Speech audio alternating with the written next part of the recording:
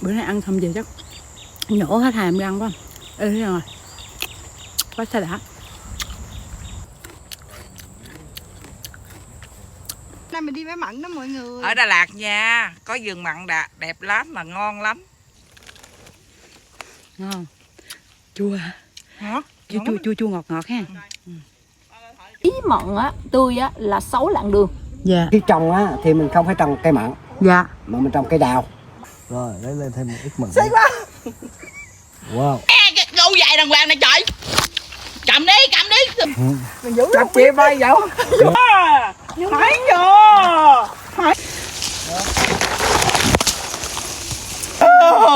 Trời ơi, được một chùm luôn. Đó. Chùm nè, chùm có rau nè. Kêu vũ. 2, 3. Ôi quá trời, quá taxi tiên rồi. Cái đùn luôn hả? Ok, tôi giờ thằng lòng luôn. 2, 3.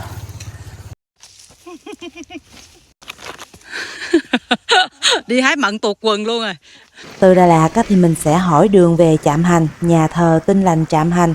Cái đoạn này thì chưa tới đồi chè Cầu Đất nha, nghe nói đi cả chục cây nữa mới tới đồi chè Cầu Đất.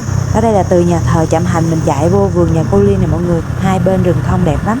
Cái thời tiết Đà Lạt mùa này thì nó lạnh vừa thôi mọi người, se lạnh thôi. Ban đêm thì nó cũng nói chung là cũng dễ chịu đó. Ban ngày nó cũng không có nóng, nó mát vậy thôi. Còn ban đêm thì nó cũng hơi se lạnh thôi chứ không lạnh nhiều như các mùa khác. Hôm nay thì mình sẽ ghé vườn mận cô Liên. Mà trước khi vào vườn mận cô Liên thì mình thấy có cái bảng hiệu ghi là vườn mận Tùy Duyên. Hai cái vườn mận này thì mình chưa ghé lần nào, để mình ghé vườn mận cô Liên trước ha. Rồi hôm nào rảnh mình qua cái vườn mận Tùy Duyên sau. Tới mọi người ơi, vườn mận Liên nở ha. Có số điện thoại này mọi người. Mọi người tới đây mà không biết đường vô thì gọi cho chị Liên chỉ đường cho mọi người vô ha. Giờ mình sẽ đi bộ lên trên vườn mận nha. Nay chín nhiều không chị? À, đang rộ đúng không? Hết nói luôn á. Tại vì á, chị không có dám hái giao cái kia. Dạ. Hết đẹp rồi sao người ta quay. Liên nở nha. Đây là bà chủ vườn mận Liên nở nè mọi người. Chị tên Liên hả? Chị tên Liên. Ủa chị, cái vườn mận này mới hả chị? Mới, năm nay mới mở em. Đó, còn cái này là muối trái cây. Dạ. Mình bán tại vườn là nhiêu ký chị? 70.000 một ký em. Dạ. Còn mình tham quan về tính sao chị? Tham quan du lịch được ăn mận tại vườn á là chị phụ thu. Dạ. Là 30.000 một người. Dạ. Còn nếu mà mấy bạn ủng hộ mận đem về nhà là 1 ký 70.000. Dạ. Mấy đứa con nó gửi về thôi.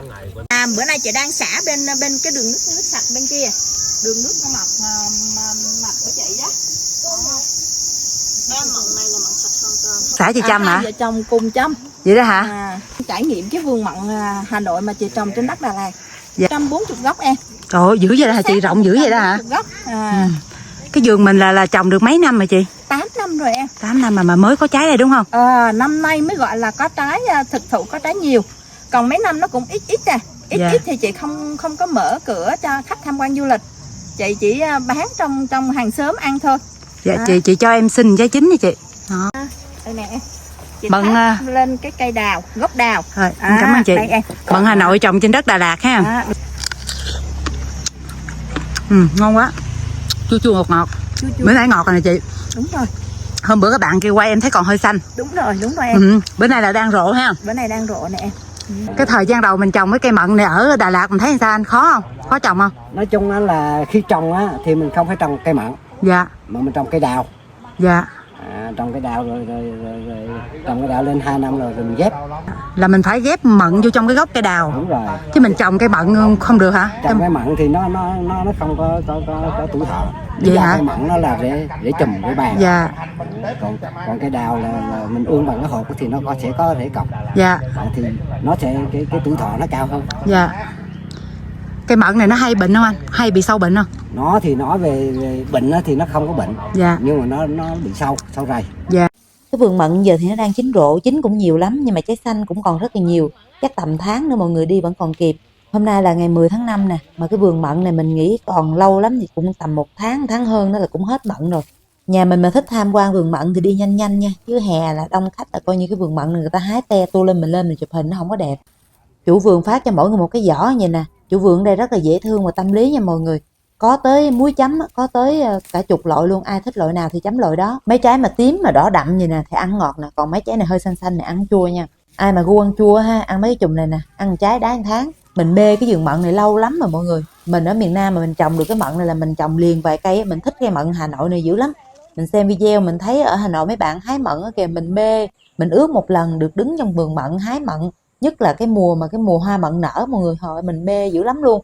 Mình lên tới đây mình nghe mọi người nói ở đây có cái vườn mận, mình mừng, mình đi vô liền mọi người.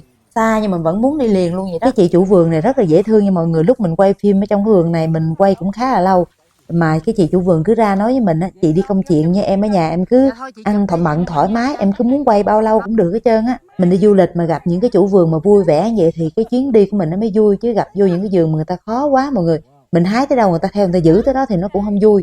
Mà nói chứ cái trái mận này nó chua quá, mình ăn không có nổi, nên là chủ vườn cho ăn thoải mái luôn. Mọi người ăn nhiều, mọi người ăn cũng đâu được đâu, chứ vườn dâu mà để thả người ăn chắc coi như là chủ vườn lỗ luôn á.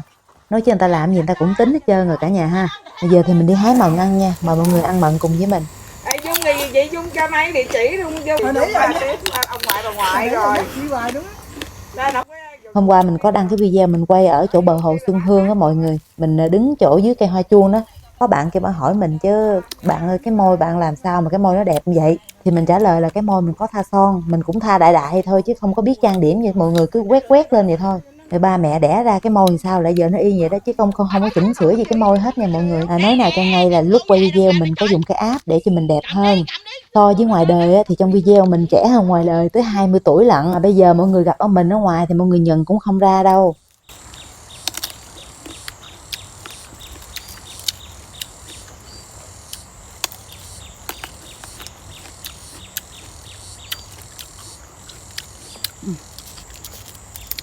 Bữa nay ăn không về chắc nhổ hết hàm răng quá. Ê thế rồi.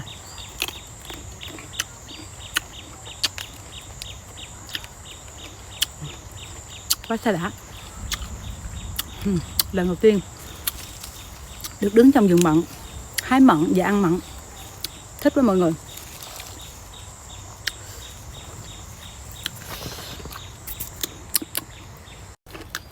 Ăn thêm cái mận xanh nữa, mận non.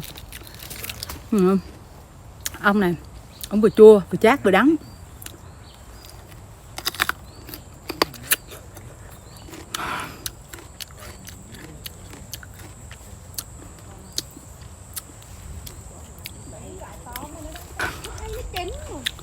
Lỡ hái ăn cho hết.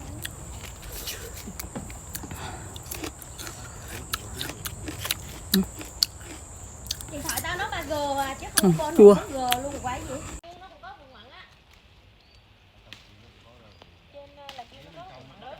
Mấy trái màu đỏ tím bằm này đã ngọt dữ rồi mọi người, nó hơi mềm mềm rồi. Mình thích ăn cái trái mềm mềm này nè. Hồi nãy giờ mình hái cũng được khoảng 3 kg trái xanh trái đỏ có hết mọi người. Mọi người chỉ cho mình cách làm trái mận này sao ăn cho ngon mọi người.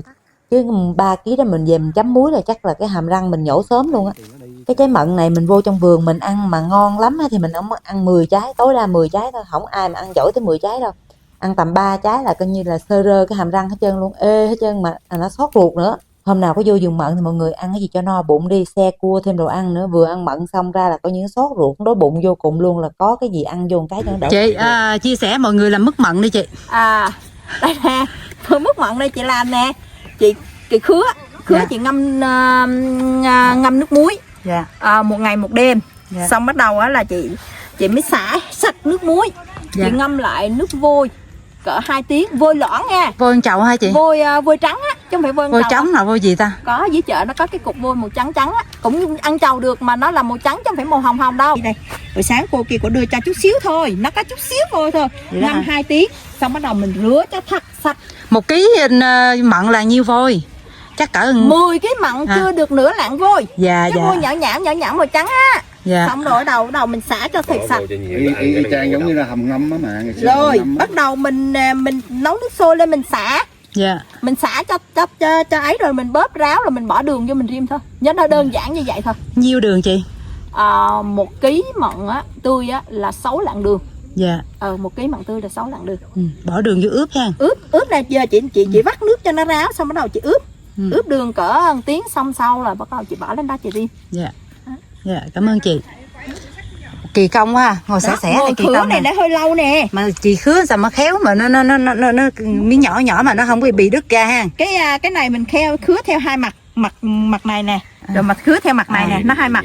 Dạ. Nó giống như là con sò vậy đó. Này mà em khứa chắc đứt ra hết quá. Không, mình cái tay mà đất luôn nó thấy. Thiệt em khứa chắc rớt từng miếng. nó cũng có rước chứ, chị làm nó cũng có rước chứ. Nè em lôi hồi Lùi hồi lên vô lò lửa luôn. vô lò lửa. Đây là phía sau nhà chị Liên nè mọi người, phía sau có cái vườn cà phê đẹp lắm.